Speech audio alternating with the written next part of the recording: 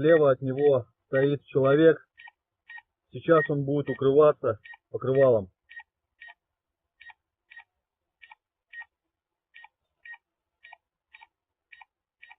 В течение непродолжительного времени температура человека, его тепловой контур исчезает, и видно только одеяло.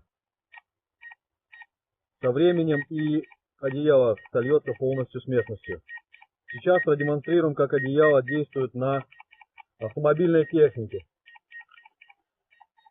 Видно тепловой контур автомашины с прогретым капотом. Накрываем одеялом.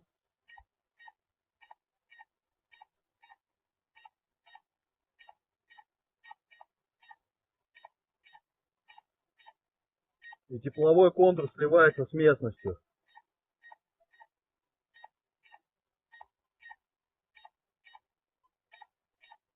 Слился.